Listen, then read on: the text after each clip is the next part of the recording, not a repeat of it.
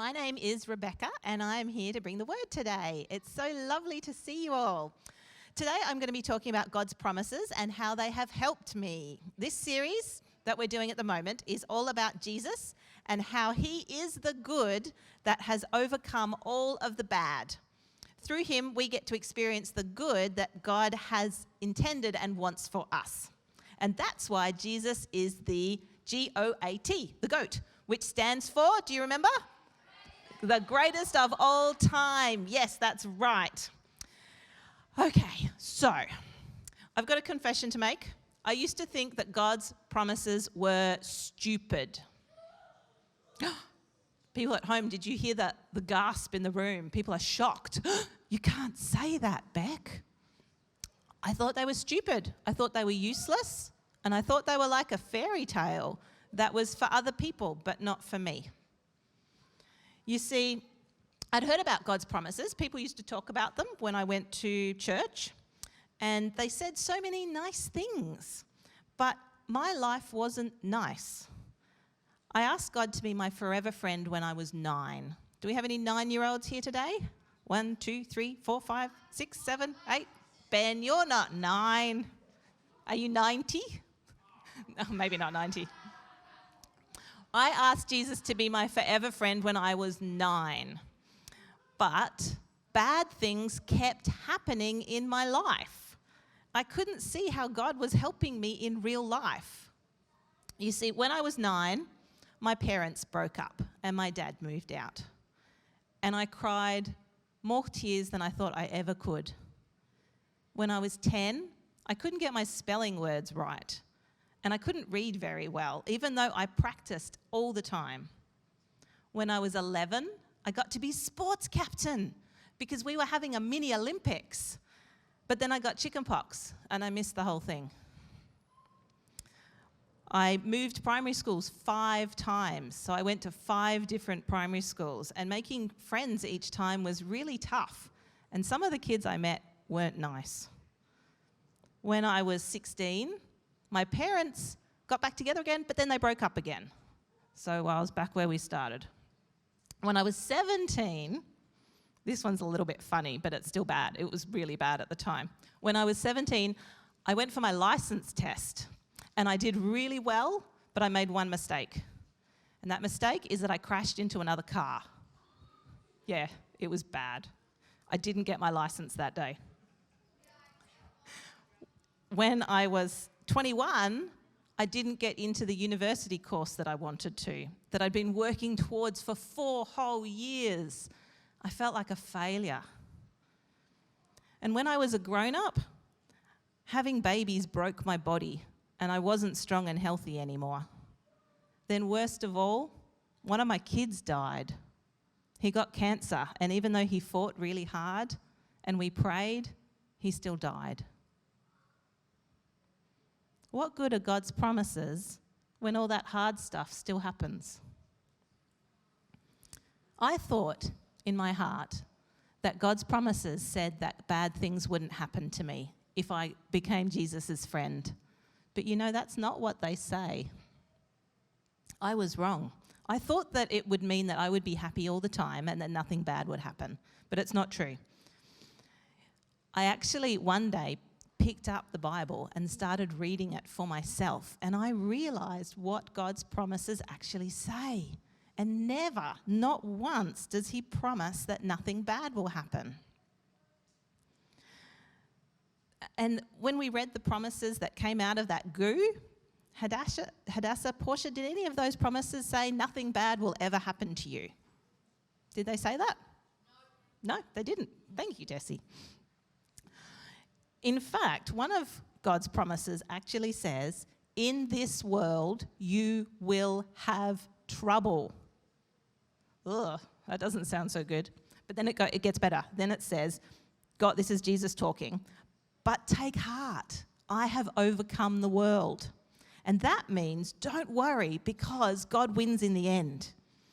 So how do we keep going when bad stuff is happening, when hard things are happening, when we know God's promises say in the end it'll be okay? How do we keep going now? Okay, well, hard things All that list of hard things I talked about in my life, they're a little bit like rain. We live in Tasmania, and winter is coming. And for those people watching online, winter in Tasmania is pretty cold, but it doesn't snow where we live. It snows on the mountains. We have to drive to go and see snow, but it doesn't snow here. But it does rain, and it's cold. And in winter, Tasmanians like to watch and play soccer. Who likes to play soccer? Yeah, we got lots of hands. Okay, what about football? Who likes to watch or play football? Right, we've got some more hands. Netball? Anyone like netball? Yeah, few hands. Good. What about going to the park or doing park run? Who likes to do that in winter? Oh, lots of hands. Yep.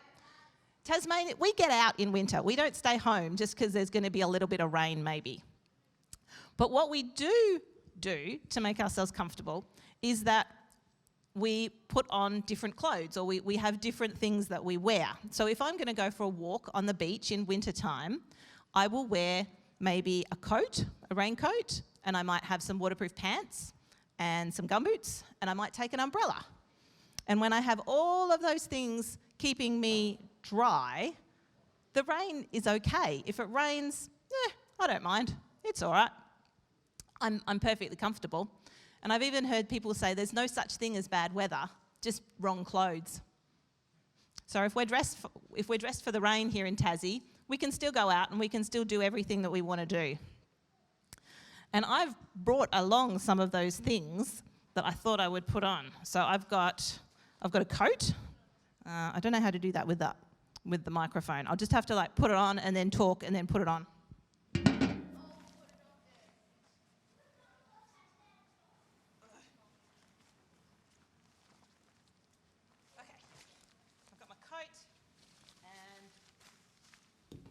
These are my waterproof pants from when I used to have a scooter, but I don't anymore. Put them on. Here we go.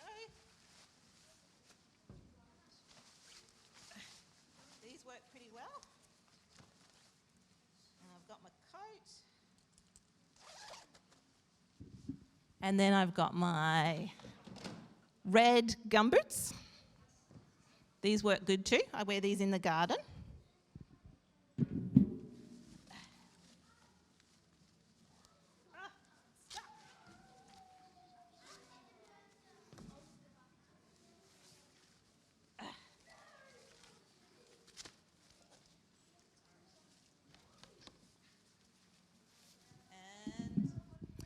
An umbrella. Who has one of these in their car just in case? Ooh, it's a bit wet.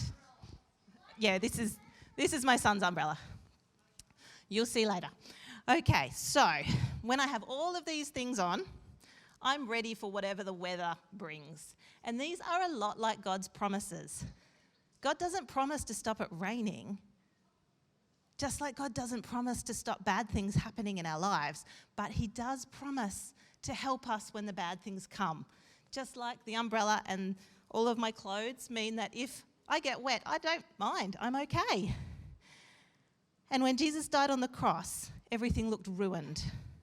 But, Jesus told them about it before it happened. And He said, I'm going away and I'll come back.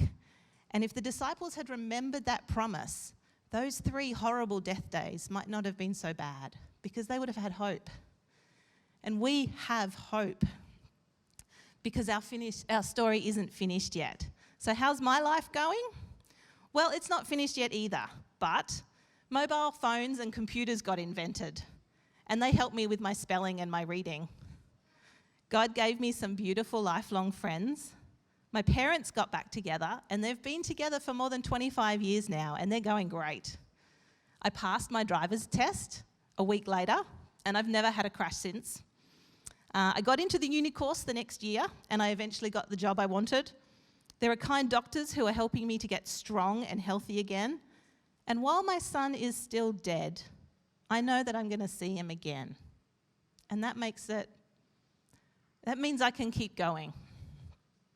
So while I wait for things to be made right, I read God's promises in the Bible, and they make the waiting much easier. A little bit like going for a walk in the rain when you've got all the right gear. So I was thinking, maybe, Ben, if you could take the lectern away, Atreyu and Jesse, would you come and help me with what we discussed earlier? I thought we'd test out this rain gear and see, does it really work? So boys, if you stand on the stage there, and Ben, can you take the microphone in just a second? Jesse and Atreyu are going to shoot me with these water shooters, and we'll see what happens. Does my life fall apart, or will I be okay?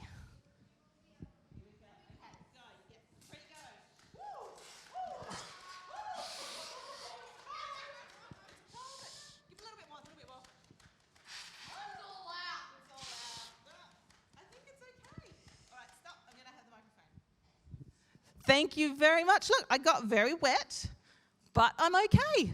It's fine. I can keep going. And just like God's promises, eventually everything will be made right. But until then, I've got my coat on.